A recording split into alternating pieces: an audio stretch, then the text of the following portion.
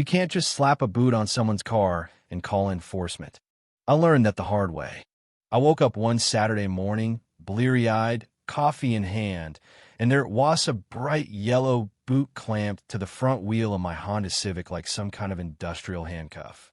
My own driveway, my own car, and staring back at me was a neon orange notice claiming I owed $200 to Karen Wilson, HOA president extraordinaire, if I wanted the boot removed. I read it 3 times, convinced I was dreaming. Unauthorized vehicle modification? Really?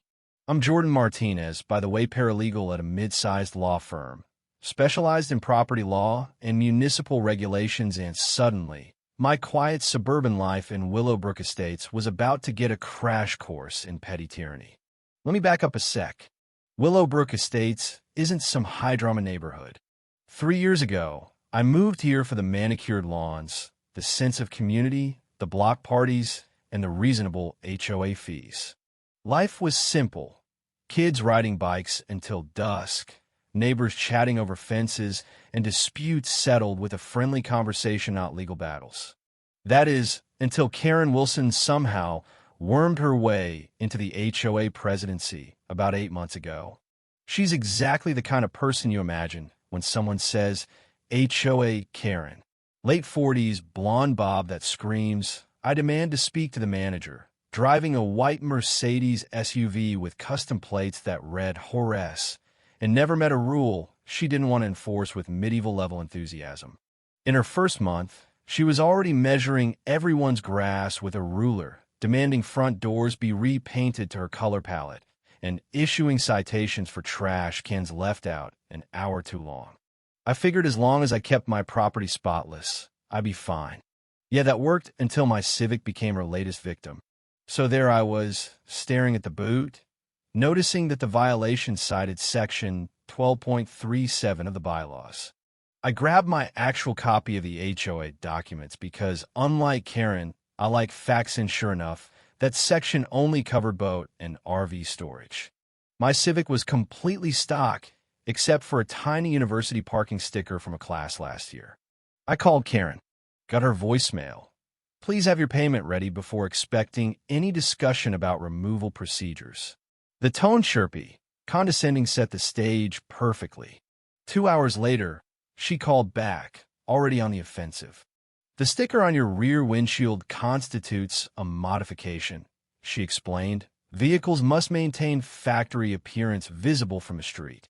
I pointed out that 12.37 had nothing to do with window stickers. Her response? As HOA president, I have the authority to interpret and enforce standards as I see fit.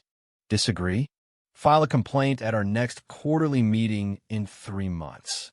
Until then, the boot stays and the fee stands. Click. Just like that, she hung up, leaving me in my kitchen, phone in hand, disbelief swelling into a mix of anger and fascination. Here's the thing, my day job gave me the perfect advantage. I knew exactly what HOA presidents could and couldn't do legally, and Karen's little boot operation was deep in felony waters. Theft of services, unlawful detention of property, possible extortion.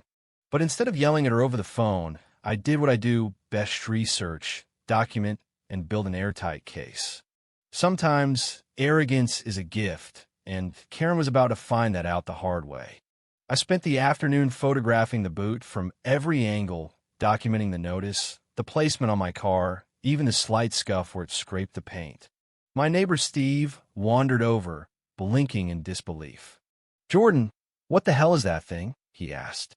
I told him the story, and his expression shifted from confusion to outrage. She can't just put boots on people's cars. That's not legal, is it? Exactly. That was the question I intended to answer. Curiosity piqued, I took a walk around the neighborhood that evening. What I found made my stomach sink. Karen hadn't just targeted me. Over the past 6 weeks, she'd been systematically booting cars across Willowbrook Estates, 8 other vehicles at least, each with the same neon notice demanding $200. The violations were laughably arbitrary. Mrs. Chun, the widow 3 houses down, got a boot on her 15-year-old Camry because it was too old.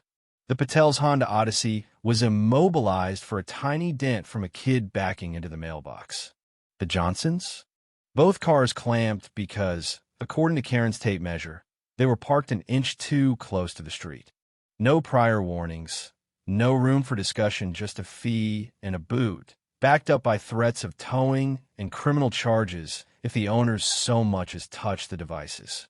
I started building a timeline, a portfolio of documentation, and a case file that would make even the most seasoned attorney nod in approval. Each homeowner I spoke with shared the same story. Karen acted increasingly aggressive, wielding her tiny slice of power like a medieval overlord. The neighborhood was terrified, but most didn't have the knowledge or confidence to push back. That's where my legal background came into play. I knew that once evidence was in place, Karen's reign could be exposed and public embarrassment would be unavoidable. I spent the next few days gathering everything: photos, statements from neighbors, recordings of Karen's calls. By the end of the week, I had a complete map of her booting spree, including timestamps, vehicle details, and the absurd violations. I also discovered something else, a twist I hadn't anticipated. One of the board members, seemingly loyal to Karen, had been quietly recording her directives, terrified of the fallout but unwilling to speak up. That recording became a crucial piece of evidence, corroborating my own documentation and confirming that Karen acted unilaterally, interpreting bylaws in her own self-serving way. Finally, the day came to confront her directly.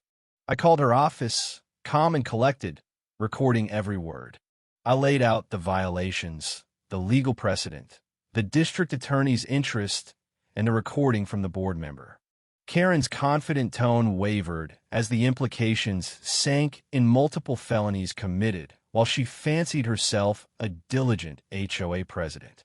The horror on her face, the realization that she'd overstepped in ways she couldn't undo, it was almost cinematic. She tried to argue, tried to spin her authority into something unassailable, but the evidence was a mountain, immovable, undeniable. By the end, the boots were gone, the fees refunded, and Karen was left facing the board and, eventually, a very interested district attorney.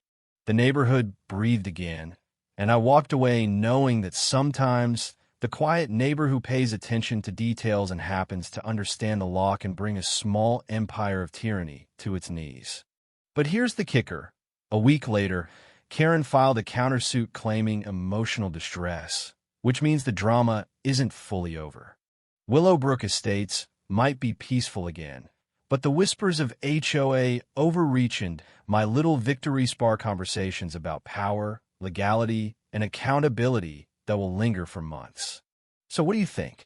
Was Karen a vigilant protector of our community, or just a bully with a badge of convenience? Drop your thoughts in the comments, share your own HOA horror stories or battles with overzealous neighbors.